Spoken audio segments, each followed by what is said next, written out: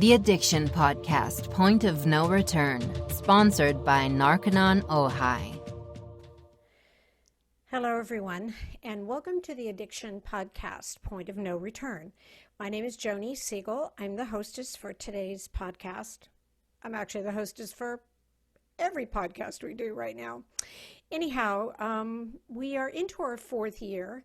Because I've had to change around the order of some of the podcasts, I'm not going to give you an episode number. I hope that's okay with you.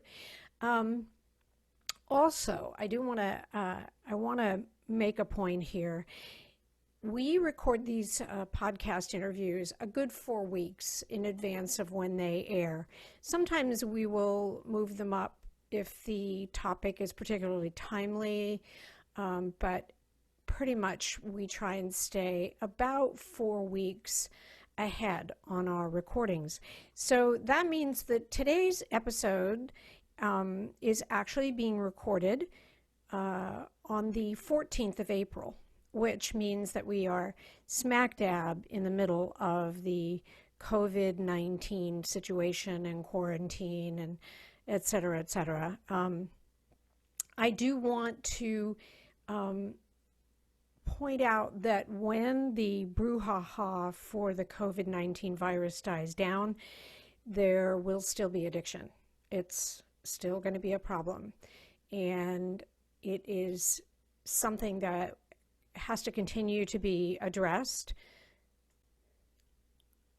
As annoyed as I get with all of the brouhaha, that's how I describe it, I wish that there were as much attention being put on the addiction problem as there is on the coronavirus. Addiction kills way more people than are ever going to be killed by the coronavirus anywhere. And it's just a much bigger problem. It really is, even though right now the thing that's in front of everybody's faces is COVID-19. Hopefully, by the time this podcast airs, which will be in May of 2020, businesses will be reopening and we can hug our loved ones again without worrying about either spreading the disease from us to them or from them to us. All right, so enough about the current situation. We do have an interview today, and that interview is with Tim Ryan. And we have interviewed Tim Ryan before. We had him on the podcast when we were doing audio only, and we thought it would be good to have him back to do a video. And he agreed to do that. I'll tell you just a little bit about him. Drugs stole more than half Tim's life, but he has dedicated every waking minute since walking out of prison to dealing hope rather than dope. He deals hope to addicts and their families. Based on the story, and I listened to his audio podcast again before recording today, it's amazing that he's alive. And obviously, God had more plans for him. That God wanted him to do some good in the world, and he's definitely doing that. He has made and lost millions. He is the founder of a Man in Recovery Foundation, and he is a motivational speaker. His mission is to help one addict at a time transform their lives from dope to hope, and that is also the name of his book, From Dope to Hope. Tim has been a featured thought leader in numerous national media, including USA Today, Newsweek, and The Steve Harvey Show with Dr. Drew, and dozens of nationally syndicated radio shows. He was an invited guest by the United States President to the 2016 State of the Union address. Let's get the story and where he's at now from Tim Ryan. I wanted to just make a little bit of an apology for this interview. The Wi-Fi connection at the end of our guests was not consistent all the way through. And so while I have tried to edit out where it kind of stopped, there are some glitches in the recording, and for that I apologize. Tim, thank you for telling your story again on our podcast. I appreciate you being willing to do that because I already know a little bit about your story and I know how compelling it is. So thank you. I am glad to be here, and in these times, it's doing a lot of podcasts and getting the message out and just trying to give people a little bit of hope. That's all you can do. Yep. And I want to get into your story, but I made the point before I started interviewing you today that this podcast won't go up until in May, but it's being recorded on the 14th of April, 2020, and we are right in the middle of the COVID-19 thing. And, when it goes away, we still have an addiction epidemic. We have a major addiction epidemic, and it's still going on right now. And I think it's actually getting worse because all these people are cooped up at home. Alcohol sales are through the roof. And you take the person that I hate the word functional alcoholic because you take away the word functional, they're still an alcoholic. But you have people that are at home now working, and guess what? They're starting to have a drink at 10 in the morning, 11 in the morning, noon. They're drinking throughout the day. They're drinking more.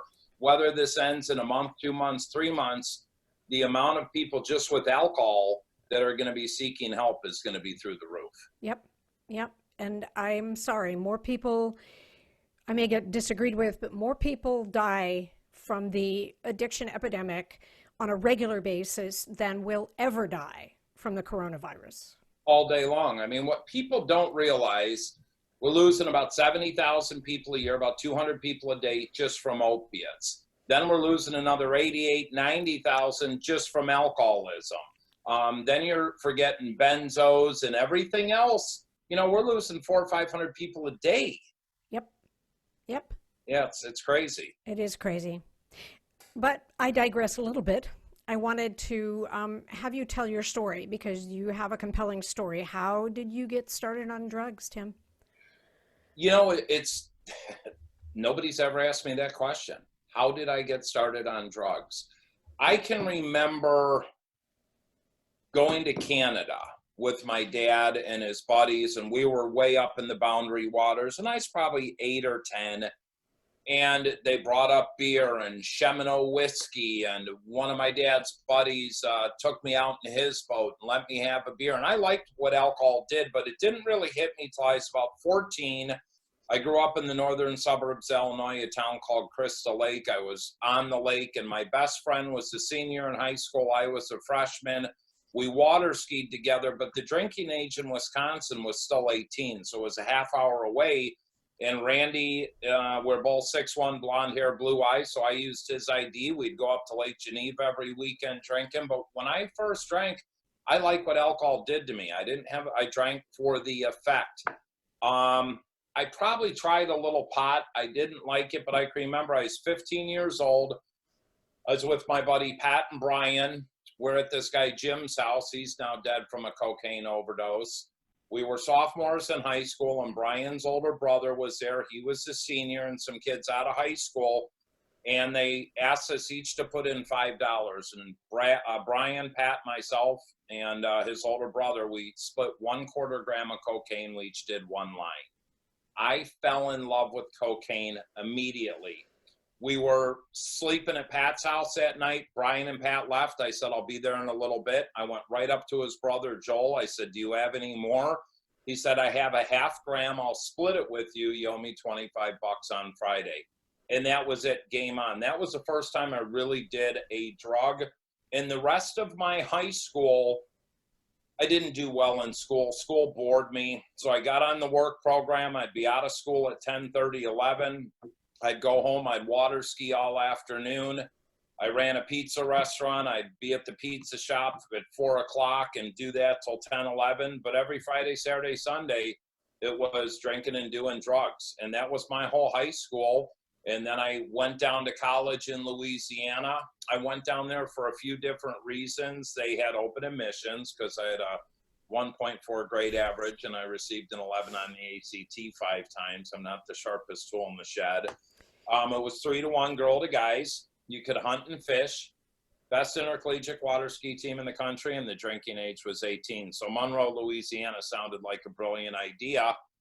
And my mom and I flew down, and I could not wait for her to get on the plane to go back so I could get to the liquor store. And, you know, college to me was a party. I rarely went to class. I got into hallucinogenics, acid, magic mushrooms, ecstasy.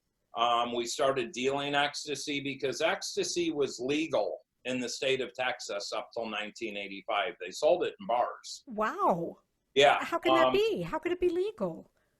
You got me, but it was Pandora's box for us because they made it illegal, but there was a lot of quantities of pharmaceutical grade ecstasy. So we, every Friday, would either drive to Dallas or Houston, Texas, or Vicksburg, Mississippi to pick up the money. And we would go buy 5,000 hits for a buck a piece. We'd come back and sell them for 10, 15 bucks, and we're making a lot of money. But that allotted me the opportunity just to do more drugs. You know, the water ski team, I never got on. I was a liability. I really never went to class, and eventually dropped out of college. Came back to Northern Illinois, did some odd jobs, got into more cocaine, started hanging out with this guy, Roger, who was 20 years older than me, and Roger had the cocaine hookup.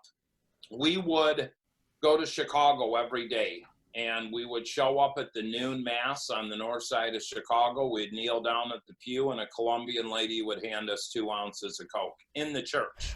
Oh my God. We would come back, we would sell an ounce, and Roger and I would smoke the other ounce. I got into freebasing cocaine, and my life spun out of control very quickly. I can remember my mom had a company called Market Day, which was a nationwide food co-op, and she had this cash box, and I would take money from there. But I remember stealing checks, and I went to my buddy's gas station to cash them, and he called my mother.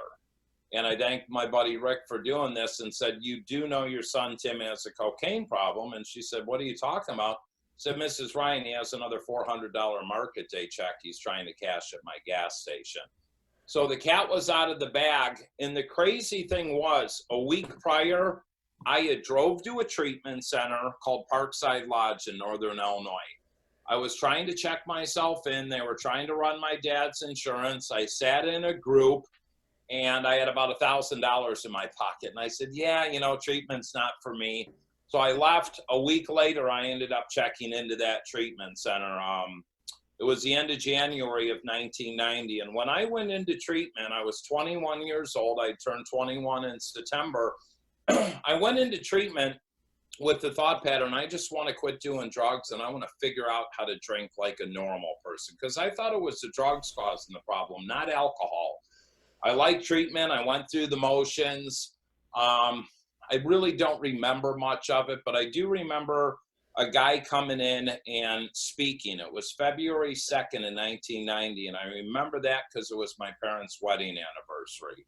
And this guy shared his story, and when he was done, there was 38 of us as clients, and he looked at all 38 of us and said, "One of you will be sober in a year, and a third of you will be dead." And right away, I put up my hand. I said, "Excuse me, sir?" He said, "Listen to me, kid. One of you will be sober in a year, and a third of you will be dead." And I said, "What do I do?" He said, "Don't drink, go to meetings, get a sponsor, work the steps." And if I back up, when I went into treatment, you're in detox, which was in the same building, for about 3 days. And they had people coming in doing H&I. And this guy, Pat, shows up. What's H&I? Hospitals and institutions to bring 12-step meetings into the jails or treatment centers, things along those lines. Okay. And this guy, Pat, comes in and starts talking recovery. And I looked at him, I said, "What are you doing here? We grew up together and we drank a lot together." And he said, "Tim, I've been sober 2.5 years. And I'm like, hold on, this guy's sober. But it didn't click. And, you know, I got out of treatment, and my dad sat me down and he said, "Tim, while you were in treatment, your mother and I got some help." I don't know if you've heard of that cult called Al-Anon, but they got to my mom and dad. And these famous words come out of my dad's mouth. He said, "Look, Tim, I learned I didn't cause your disease. I can't cure it, and I can't control it." And he said, "I'm going to add something else. I'm not going to contribute to it either. So the day you start drinking or doing drugs, you can pack your stuff and you're out of the house." So I went to meetings. I started an asphalt seal coating business. My buddy and I ran a barefoot water ski school, and I started competing in water skiing, and life was good, but I never got a sponsor. I never worked the steps. I'm the guy that thought I could get sober through osmosis. I injured my back at the Midwest Regionals at a barefoot water ski tournament, and I just won Illinois State, Wisconsin State, Michigan State. I slotted to win the Nationals, and I blew out 3 discs in my lower back, and Dr. Wu introduced me to Vicodin and said, here, you're supposed to walk like a monkey. And I really didn't like the opiate pills in early 90s, so I went back to smoking weed. 2 days after smoking weed, I went back to drinking. As soon as I started drinking, I went right back to doing cocaine, and Pandora's box was opened. I lost my businesses. My partner with the water ski school said, Tim, I'm taking it to South Florida. You're not coming with your liability. So I packed up and I moved to Austin, Texas. I figured I'll get away from all my problems, but there's a little saying, wherever you go, there you are. And moved down there with a buddy of mine, and 3 weeks in, I wanted to get high, and I flipped on the news and saw somebody was shot on 13th Street. So I hopped on my motorcycle and I went right to 13th Street, because I know if they're shooting people, they're selling drugs. That's the way my mind thinks.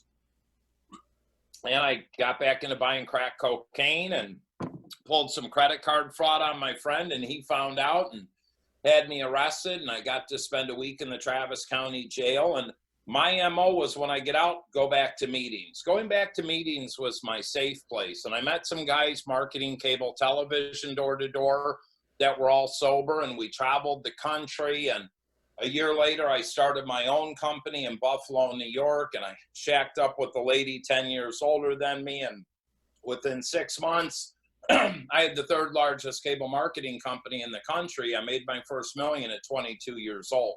I have to stop you, because here's the thing. You said, because you had a 1 point whatever grade average, right, that you're not the sharpest tool in the shed. I would tend to disagree with you. Yeah, no, it's at 22. Okay, you got some smarts. When it comes to book smarts, you know, I process things differently. You know, at 51, I cannot tell you what a verb, adjective, pronoun is, conjunctive, sentence, and I could care less. Who cares? Yeah, but I'm very street smart, and I'm very business smart. Yes. And my problem was, though, I had this delusion in my mind, while I make money, I can drink and use like a normal person. So, I mean, we were making $25,000, $30,000 a week profit. And I met a guy, I called him Prime Time. I would give him $20,000 a month cash and say, bring me an ounce of cocaine every day. And he did. And I thought he was my friend. And things just got so out of control. I buried that business. It was very tumultuous. It was just a bad situation. I lose everything. I come back to Chicago. I'm $80,000 in debt to the IRS. And what do? I go back to meetings, and I meet a guy, Bob. And Bob has me come interview for a job. And I walk into his basement, and he's got 2 desks set up, and he's wearing a suit. And I'm like, who the hell wears a suit to go to work in your own house?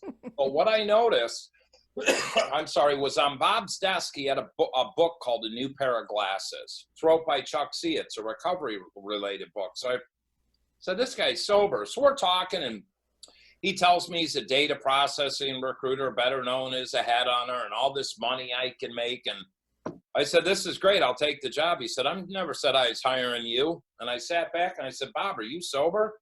He said, yeah, I'm 7 years sober. Why are you? I said, I'm 2 years sober. He said, you're hired. I wasn't 2 days sober. But I could quote the big book. I could talk recovery. And I started working for Bob and made a lot of money. And what did I do? I went back to drinking and doing some drugs. And about a year later, I quit Bob and I went to work for one of our clients, a management consulting firm in Chicago. And one thing I've always had was work ethic. It was about an hour drive to the office. And if my boss was in the office at 6:30, I was in at 6. If he left at 7 at night, I left at 7:30. I was always in before Pete, and I never left till he left.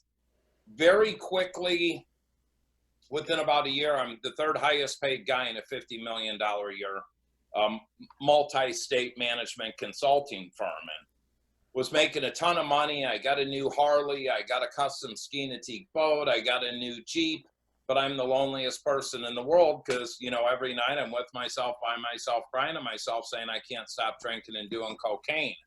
And I had met my wife, Shannon, at work, and she had a 3-year-old son, and I can remember we went on a date, and I said, you know, I'd like to go out with you, and she said, I have one question to ask you. Do you do drugs? And I said, no. And I said, why would you ask me that? She said, well, I have a 3-year-old son whose biological dad was a drug addict and abandoned him, and I don't want anything to do with somebody that does drugs. And I said, I don't do drugs. She said, great, we'll go on another date. Well, she went home to Naperville, and I went to Chicago and bought a 1/4 ounce cocaine because everything that came out of my mouth was a lie. We started dating. 5 months later, I find out Shannon's pregnant. So I thought I did what was the right thing. I married Shannon, I adopted Nick, and we had Max. And 9 months later, she was pregnant with Tanner, and Tanner came along. And 9 months after Tanner was born, she was pregnant with Abby. So we have all these kids. My wife finally realized that she's living with a full-blown alcoholic and cocaine addict. So I went back to meetings. And this time I got about 14 months sober. But I never really got a sponsor. I never really worked the steps. I'm the guy that thought I could get sober through osmosis. I hang out with sober people, I'll get sober. I started another consulting firm, actually with my old boss. We built a beautiful 5-bedroom house, 3-car garage in the suburbs. My neighbor and I are Cub Scout pack masters. We're managing 38 Cub Scout dens. Life was good. Then I met Joel. I met Joel at a meeting. We're the same age. We knew some of the same people from 10 years prior. And about 3 weeks in, Joel asked me to take him to Chicago to move out of his apartment. Me being the people pleaser I am, I said, sure. So as we're moving him out of his apartment, his roommate Sava pops out of the bedroom. And he says, what are you doing here? And I said, I'm moving out. Joel, what are you doing? He said, heroin. You want to do some? Sure. That quick. Wow. That quick. Now I'm 14 months clean and sober, but I have no foundation for recovery because all I do is go to meetings. Right. I've never worked the steps. I don't know what a spiritual awakening is. And that was it for me. You know, I joke around and say, God, I wish I was just an alcoholic, which is horrific. But heroin took me to the depths of hell like I can't explain. All morals, values are out the window when it came to heroin. And I hid it from my wife for about a year. My drug dealer took me to the methadone clinic and said, Tim, I won't sell you drugs anymore. You're going to die. You need to get on methadone. I did that, told my wife. Then she started putting 2 and 2 together why I was getting sick every 3 or 4 weeks. And miraculously, I'm better because I was dope sick. I didn't have opiates and blah, blah, blah. About 4 months in, 5 months in, I got really angry on the methadone. And my wife said, you got to get off this. So I called Ray, my drug dealer, and he said, well, you got to get back on heroin. I said, get me some. I'm on the way down. And I went back to heroin. I tried the Suboxone. But the bottom line is I never wanted to be sober. Mm-hmm. What happened, though, I started getting consequences. I got my second DUI, lost my license for 3 years, didn't drive. A week before I was to get my license back, I got my first driving on revoke. Now I lose my license for 2 more years. And the ironic thing is I was in Michigan. I drove to Michigan, was coming back early because I ran out of heroin. We're on a family vacation. And I got discombobulated and went the wrong way down California Avenue and ended up in Blue Island, Illinois. And I got pulled over by the chief of police off duty in his pickup truck for not using a turn signal. 3 years ago, I was doing a speaking event to all these chiefs of police, and there was the chief of police that gave me that driving on revoke. And he remembered me, and we're friends today, but it's kind of ironic how all these things come together. Wow. Well, after I got that, I said, now I'm going to lose my license. I'm going to keep driving. 2 weeks later, I got pulled over in Chicago by Officer White. And when I would go to buy drugs on the west side of Chicago, I'd wear a suit. I'd look really good. I'd carry AA literature with me. And he pulls me over. He says, "What are you doing?" I said, "Sir, I work for Alcoholics Anonymous. I'm on a 12-step base call."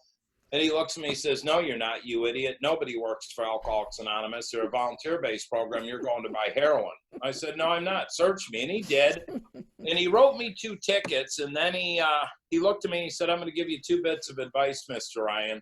A, get yourself some help for your drug problem. And B, quit driving a car because you're going to go to prison." That got me 30 days in Cook County Jail. 6 months later, I got pulled over in Plainfield, Illinois, going to buy heroin. Another 30 days in Will County Jail. And then 2 months later, I got pulled over in Chicago again in a different car in a different part of town. By who? Officer White. Officer White. And he pulled me over. He said, "You look familiar." I told him, and he came up to the car. He said, "Tim, I've got to take you. This is a felony." And that got me sentenced on July 25th of 2008. I could either do 6 months in Cook County Jail or take a year in prison, become a felon, but I'll be out in 61 days. I said, "Send me to prison." So I got sentenced to a year in prison on my wife's birthday, and did 64 days, came back, started another executive search firm, went right back to drinking and using drugs, and made a lot of money, had an office in the Wrigley Building, Michigan Avenue, downtown Chicago, but my entire day revolved around drinking and doing heroin. I mean, I would supply homeless people with cell phones and give them $200 each. There was 2 of them, Patch and Mike, and I said, "If I ever call you, you need to bring me a jab of heroin," which is 14 bags, within a half an hour. And they always did, because if my drug dealers weren't available, I needed my drugs. My whole life revolved around getting heroin, making money, supporting. And, you know, I was there for my kids, but I wasn't. I mean, my son Max, who's 22 now, he would say, "You know, I can remember Friday night movie night with Dad." And I'd be like, "Hey, what do you want to watch, Dad?" And I'd be like, "Let's watch Raiders of the Lost Ark." "Dad, we just watched that last weekend." So I wouldn't remember things. And I love my kids more than anything in the world, but it's hard to love your kids when you can't love yourself. My wife and I really just coexisted in the house. When I went to prison in 2008 and got out, she had applied for a scholarship to go to nursing school and got a full ride. So she ended up graduating nursing school 3 years, top of her class, while working full-time and taking care of the kids. Do you think I showed up to her graduation? No, I was dope sick. And I'll never forget her coming home and taking off her hat and throwing the flowers at her mother bought her, and said, "I hate you, Tim Ryan." She said, "You know, I was the only person at graduation whose spouse wasn't there." You know, that's where this takes you, though. Yeah.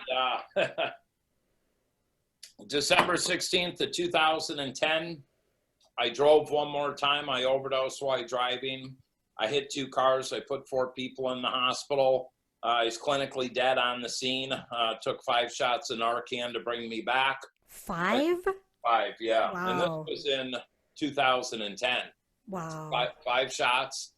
I can remember coming to in the hospital and trying to run, and there's 5 Chicago cops, and I heard the nurse walk by, and she said, "We've got to get blood and urine from them."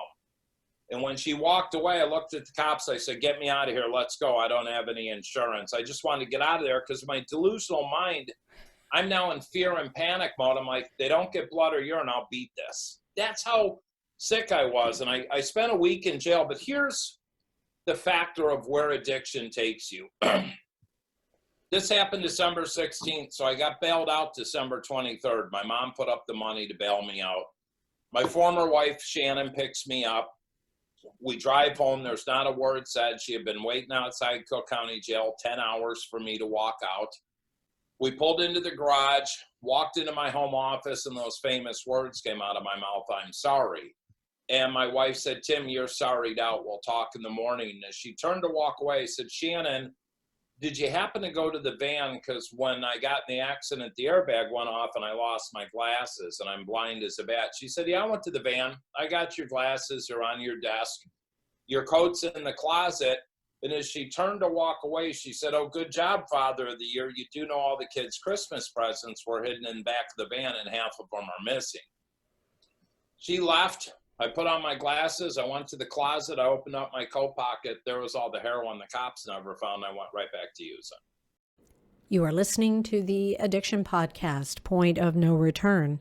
For more information on the podcast, or to reach out if you have a story you would like to share with us, go to our Facebook page by the same name, or you can email us at theaddictionpodcast@yahoo.com, or go to our website, theaddictionpodcast.com, or call us at 727-314-7080.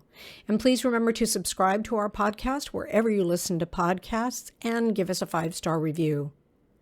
For more information on our sponsor, Narconon Ojai, visit their website at narcononojai.org. That's NARCONONOJAI.org. Or call 1-866-231-5924. That's 1-866-231-5924. Sometimes, the hardest thing about getting someone into recovery is getting them to agree to treatment. Bobby Newman, a certified drug counselor with 30 years experience and an over 85% success rate as an interventionist, has created a series of 12 videos that you can use right now to learn every step to get your loved one to agree to treatment. Call 1-833-918-0008 today and say the word podcast to get a 10% discount. Or go to newmaninterventions.com and type in the word podcast for a 10% discount.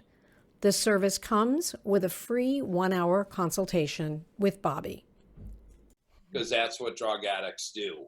I can remember Christmas morning, the kids opening what gifts they had, and then I hopped a cab to Chicago and disappeared for 2 days to get more heroin. Monday, I went and retained the best lawyer. I had some money put away and said, let's beat this. I said, they never got blood or urine. And my lawyer looked me dead in the eyes. He said, Tim, you're not beating anything. He said, this is your 3rd DUI. It's aggravated. There was injury. It's your 5th driving on revoke, and they found the spoon and syringe and charged you with possession of drugs. He said, you're going to prison. It's just a matter of how long. I got to a point to where I wanted to die. I wanted to kill myself, but I was afraid to hurt myself. I didn't, if there was a heaven or hell or purgatory, I didn't want to rot there. So I just went deeper into my addiction. I started drinking heavily and using. Now my family knows what's going on. And about 3 months into fighting my case, I was taking a hot bath because I was out of heroin. I was dope sick, and you're hot and you're cold. And my 17-year-old son, Nick, comes in the bathroom and he said, what's wrong, Pops? And with Nick, I was not a friend. I was a friend to Nick. I wasn't a father. And Nick was who I adopted, and I loved him unconditionally. I was adopted, but I never treated him like a son. I treated him like my best friend. And he said, what's wrong, Pops? I said, what do you think, you idiot? I'm dope sick. And he said, not anymore, Dad. Today's your lucky day. And my son threw 2 bags of heroin on the bathroom counter. And I got out of the tub and I did them. And I felt good instantly. And I went in Nick's room and I said, Nick, what in the hell are you doing? And he said, don't worry, Dad. I'm just selling a little bit. I said, Nick, this isn't weed. I said, this is heroin, and you know what this drug has done to me. And my son looked me right in the eye and he said, well, Dad, you're a successful drug addict. And I said, why would you say that? And he said, well, we have a nice house. You have an office in the Wrigley building. You make a good living. So in Nick's delusional mind, because I functioned, he thought I was successful. 3 months later, I caught him doing heroin, and we started using heroin together. And that's how my son and I bonded. We became partners in crime. We lived to use and used to live. October 30th of 2012, after 21 months, I went to court and I was sentenced to 7 years in the Illinois Department of Corrections. And I can remember going to court that day. I knew they were going to take me, and I got my drug dealer to meet me, and I bought about 50, 60 bags of heroin. And I'm snorting them in the cab, and this Polish lady cab driver is like, what are you doing? I'm like, just go to the courthouse. I'm going to prison. And I hid the rest of the bags in my coat.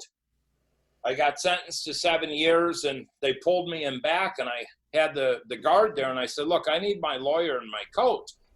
I said, it's got my phone and wallet, and I want to give them to my lawyer.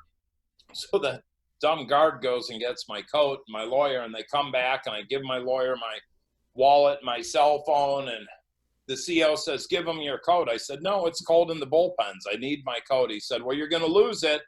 I said, I don't care. And as I was walking back into the holding cell, bags of heroin started falling on the ground. And I was able to hide them and get them into Cook County Jail. But what I didn't realize is if I would have got caught bringing 50 bags of heroin into a penal institution, I think it carries 15 to 45 years. Wow. So, you know, call it God. Somebody was watching out for me. And I got transferred to Northern Illinois Receiving Center right next to Stateville Prison, where you're locked down 24 hours a day, 7 days a week until they figure out what prison they're sending you to.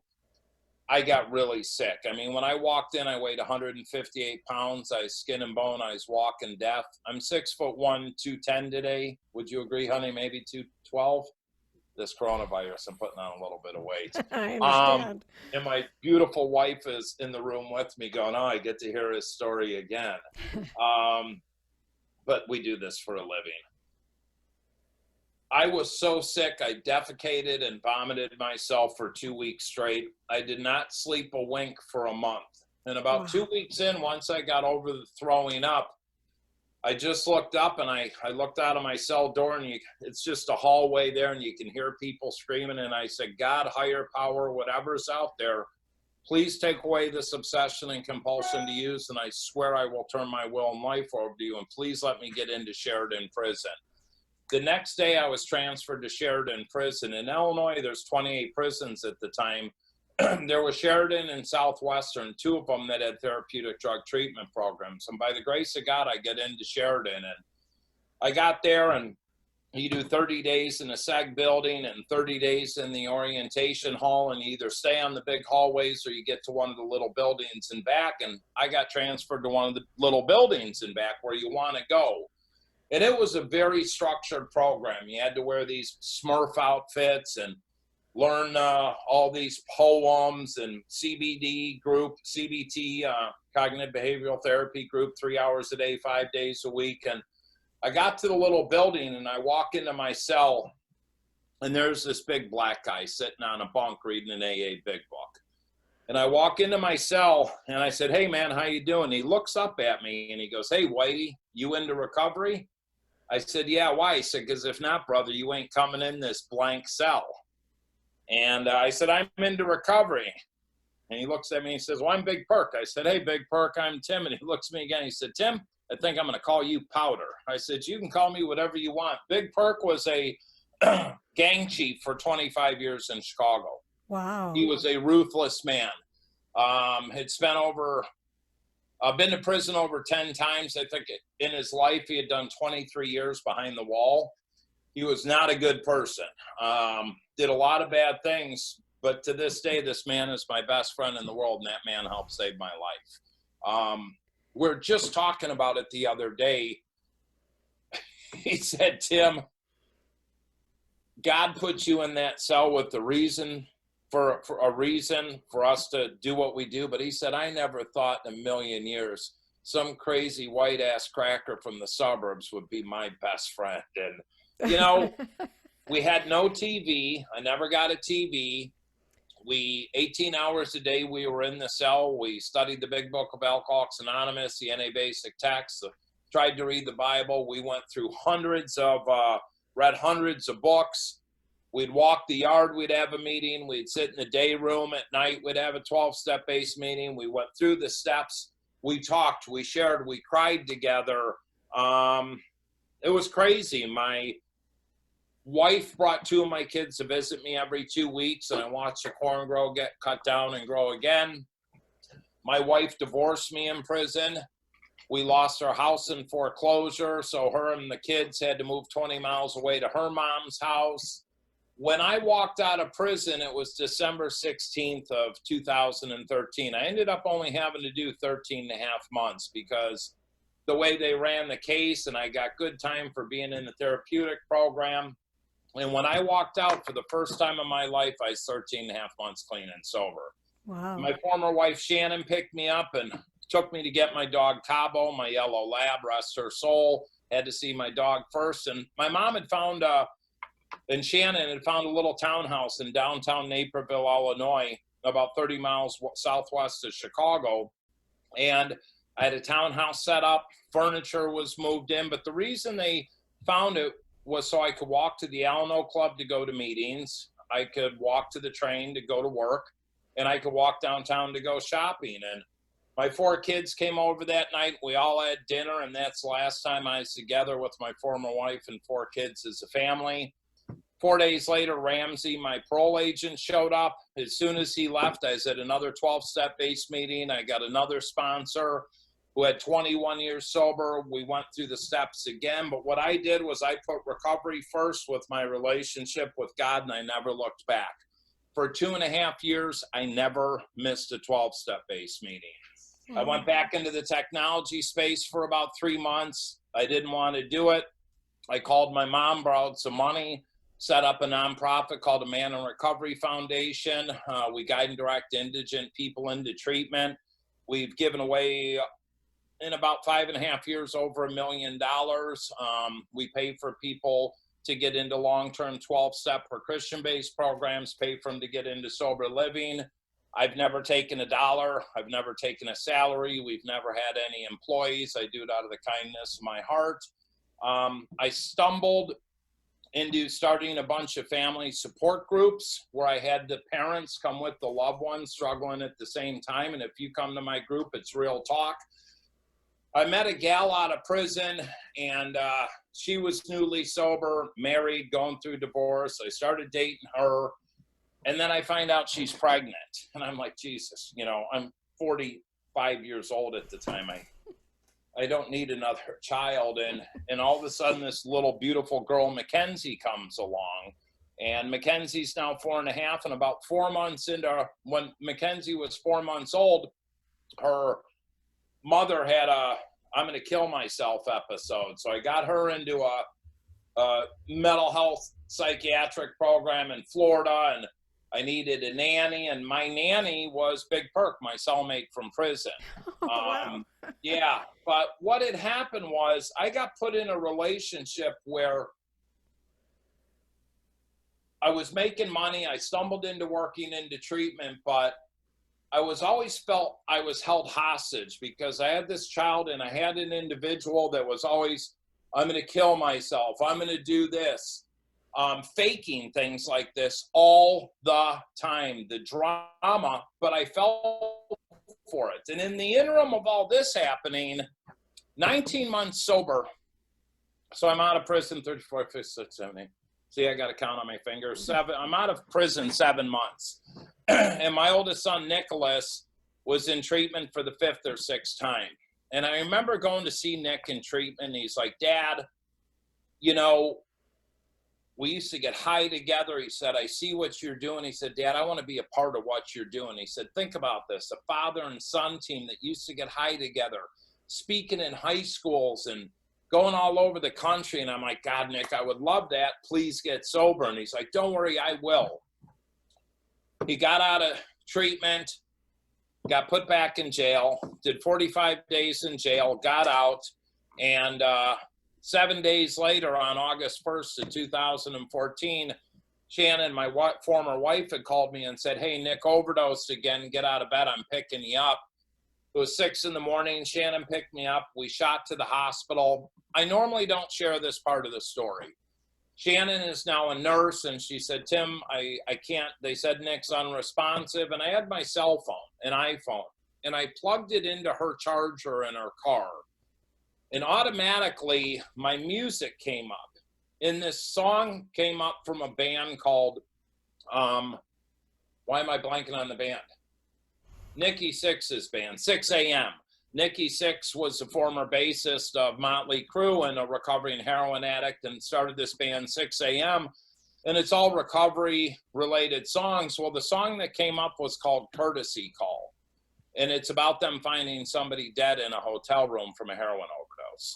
So I unplugged the phone immediately, and we shot to the hospital in silence. We ran into the emergency room. Tim and Shannon Ryan here to see our son, Nick. He overdosed. And 30 seconds later, the chaplain walked out. I knew the cards were up. I knew my son was dead. I can remember him taking us in back, and the doctor trying to be do you know your son had an issue? We're like, yeah. And he said he didn't make it. And I went in to identify Nick, and I'll never forget, you know, looking at my dead son, and his cold body had been dead about 4.5, 5 hours, the aspirator in his mouth. And for a long time, I said I helped kill my own son. And I didn't. The disease of addiction did. Did Nick follow in my footsteps? Yes, but he knew what to do, and he made the choice to use again. And I carry his ashes in this necklace here. It's a cross. Wow. I remember going back to tell his mother, and she had a glimmer of hope, and she saw in my eyes, and I'll never forget that scream. And what I explained to people, though, my next phone call was to my 12-step based sponsor. And I was surrounded by people in recovery, and I went to a meeting that night, and 5 days later, we had my son's memorial service, and there was 800, 900 people there, and 400, 500 were people in the 12-step base rooms. I didn't know 3/4 of them, but they came to support me, and that's what this fellowship does for me. And my son's passing really laid the foundation for what I do today moving forward. And I worked in the treatment space and built centers and started speaking all over the country. And I wrote a book called From Dope to Hope, and I had a documentary on A&E called Dope Man. And now I'm on Barney and Company and Fox and Friends and a CNN and HLN and a guest of the State of the Union address and Nancy Grace, and things were going really well, but I was stuck in this relationship that I was absolutely miserable in. And for some reason, I got married for 13 months. I just said, I can't do this anymore. And I had told my wife I wanted a divorce. About 6 months prior, I started looking at my career, and I'm speaking in high schools and colleges and corporations, but what was happening to me is I'd have 14 or 18 or 30-year-old females coming up to me and talking about all their trauma and all this. And I'm like, hold on, I'm not a therapist. I'm not a counselor. So in my mind, I knew I needed to partner with a female. So I started looking for someone to partner with, and I deserved to be happy in my life. You know, I'd been given and given and given to everybody else. And yeah, I'm doing these cool things, but inside I had a hole that was unlike no other. And the only time I was happy was when I was with my kids, Mackenzie, Abby, Max, or Tanner. Outside of that, I was miserable. I love to speak and do that or helping people, but at home, it was not a good situation. So I found this lady who we'd been following each other on Facebook and social media for 2-3 years, and her name was Jennifer Gimenez, and she was a supermodel and an actress, and at the time she was 13 plus years sober and sober house and celebrity rehab. And so we started messaging, and I said, hey, you know, I'm going to be in Florida this weekend. I'd like to talk to you about some business. Let's grab breakfast, lunch, dinner. And she's like, great. So I flew to Florida. Well, I was only there 3 days for work, and I didn't have time to get together with her. I blew her off. So a week later, I get this message from Jennifer on Instagram or something. Hey, jerk, thanks for breakfast, lunch, and dinner. It was phenomenal. You're just like the rest of them. So we started talking on the phone, and we were talking, and I really liked everything she was saying, and I was talking business only. And I kept putting her off. Well, let me check my schedule. And she said, look, either put your money where your mouth is or don't waste my time, because my time's valuable. And when she said that, I got on and I bought a flight to Florida that Friday. This is a Tuesday. Smart man. And I said, all right, Jennifer, I'll see you Friday. Check your text message. And I hung up. And she calls me back. She goes, did you just buy a plane ticket? I said, yeah, so you can pick me up at the airport this Friday. So I'm in the middle of a divorce. I fly down there to talk about business. I'm standing outside of Fort Lauderdale Airport, and I see Jennifer pull up.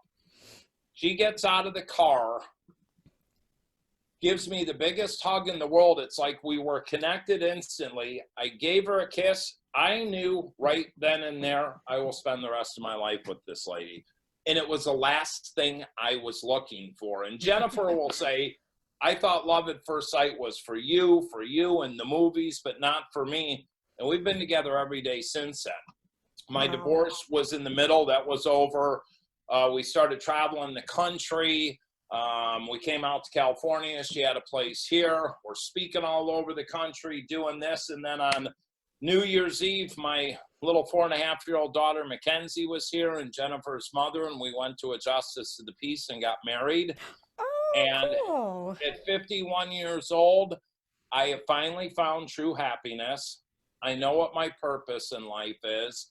And Jennifer and I, we work in the treatment space. We're kind of torn on what to do now because April, May, June were our busy months. We lost out on probably 35 speaking events, a ton of income, which is okay. So now we had a couple TV shows in the works. So our entire lives as a countries and worlds got put on hold. What it's given us time to do is kind of reevaluate. What do we want to do? What don't we want to do? Because we get to write our own story. And the best thing about Jennifer coming into my life outside of marrying a supermodel and an actress, not many people can say that. Whoop, whoop. What Jennifer has taught me is to learn to say no. Because I actually have 3 cell phones now because one's for our speaking, but my phones, I would never turn them off. And she's like, you do know you have a do not disturb, but these families would just suck me and you got to do this. I don't have to do anything. I gave you the guidance and direction. And so I've learned to say no. If you want my services, you can pay for them. If you want me to come do an intervention, you can pay for that because my services aren't free. Right. And I gave away so much, and now I've learned to say no. And it's the best thing. She's gave me balance and boundaries in life, and we get to do this journey together. I get to do it with my best friend, my business partner, my wife, the love of my life, and we get to ride this recovery road together. And the best is yet to come. And that's kind of my story, and I'm sticking to it. Absolutely. Can I take you back just a little bit? Do whatever you like. Well, I think I know when it was, but the reason why we called this podcast The Point of No Return is to really nail down that moment when someone who's addicted says, I have to change my life and I will change it. Yep. What was that moment for you? I think I know what it was. In the prison, in Northern Illinois Receiving Center, 2 weeks in after just being dope sick and kicking alcohol. I mean, I was kicking a gallon of vodka a day and 5 grams of heroin. It was hell on earth. And about 2 weeks in, that was it. When I looked out the window into the hallway and said that prayer, removed this obsession and compulsion, I've never had a thought of drinking or using a drug since then. Not at all. That's totally been lifted. I use the 12-step based program for my foundation to try to be a better person. And I don't care what people do Celebrate Recovery, do the Bible, do 12 steps, do Narconon, do Families Anonymous, do Refuge Recovery. I don't care what you do, but for me, it is a 100% abstinence-based program because I can't just smoke weed. I can't just do this. I do drink coffee and smoke cigarettes, and so you can jump on me for that. But that was my moment in that prison cell, and next week I will be 7.5 years sober. Congratulations. This airs, so I got a life. I didn't think I couldn't be sober 5 minutes, let alone 5 days. 7.5 years? Come on, man. Congratulations. Yeah, thank you. So that was the point of no return for me. That's awesome. Can I ask you another question? Ask me whatever you want. I am absolutely an open book. What happened to your ear? So about 10 years ago, you got to realize where I lived in Oswego, Illinois at the time, I'd have to take a cab to the train, and it was an hour train ride to Chicago, and I'm really dope sick. So I hop the train, I take the milk cart to Chicago, I take the L-track up to my drug dealer's house, and I buy a bunch of heroin. I said, please let me shoot up here. He's like, no, you got to go down to my trap house. So I went down to his trap house and I shot up a big rig of heroin and I overdosed. And when I woke up, a rat was chewing my ear off. Oh, okay. I'm only joking. I had skin cancer. It's a good story, though. You are so bad. I should leave that in. I actually, after Mackenzie was born, I went and got a vasectomy, and my buddy was the surgeon. we grew up on the lake water skiing, and I had a little ding on my ear. And he said, well, I'll just take it off. And he did. And about 3 months later, he called me and he said, hey, Tim, I got the results and you need to get in immediately. You've got skin cancer. I got to take part of your ear off. So I've had that. I've had part of my face here. But it's just, I grew up on a lake. It was baby oil, booze, and broad. So what do you expect? Okay. So you have a book. Yes. From Dope to Hope. Oh, good. Boom. Perfect. From Dope to Hope. It's available on Amazon. Good. And do you have a website if people want to, I mean, assuming at some point we're all going to be able to go out on the road and do our thing? Best website is timandjennifer.org. timandjennifer.org. Okay, good. And that's any information on Jen and I book. She's working on a book, how to contact us, speaking. We've got Facebook pages. Jennifer Gimenez on every social media platform. It's Tim Ryan, Dope to Hope on Facebook, Instagram, A Man in Recovery on Twitter, and we're very accessible. I'm very accessible. That's awesome. Well, thank you so much for sharing your story. Much. Absolutely. It was truly an honor, and thank you for being the voice for the voiceless and getting people's messages out there. And I'll end with this about the book. I had a mom message me yesterday on Facebook, and I'll get these Facebook messengers, and she said, I had met you 4 years ago, and her son's been in prison for 3 years, drug addict, and she said, I sent him all sorts of things, and she said, I sent him your book 2 months ago. I've never seen my son so excited, so on fire for life after reading your book, because he said your stories are so similar. She said he gets out in July, is there any way he could contact you? Would you be willing to write my son a letter? I'm like, yeah, send me his info. So I have a letter going out to him today. That's why I wrote this book, is to give people hope. And, whether you're in prison, a treatment program, a family that's lost a loved one, it's all in there. And if I can live my life today and do what I do, anybody else can. So thank you so much. Thank you. I appreciate it. And ride out this storm, and we will see you guys soon. Absolutely. I sincerely hope that you enjoyed the interview with Tim Ryan. He has quite a story to tell, and probably worse than a lot, maybe not as bad as some, but I always like to say when you hear some of the tragedy that other people have experienced, you hopefully can say, well, my story is not that bad, so I can recover and I can come back from that.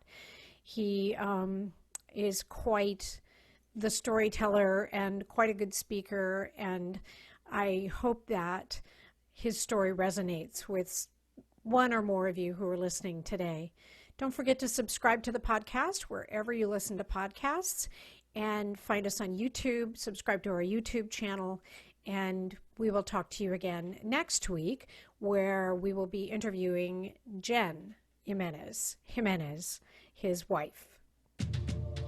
You have been listening to the Addiction Podcast, Point of No Return, sponsored by Narconon Ojai. For more information on Narconon Ojai, call 866-231-5924 or visit www.narcononojai.org.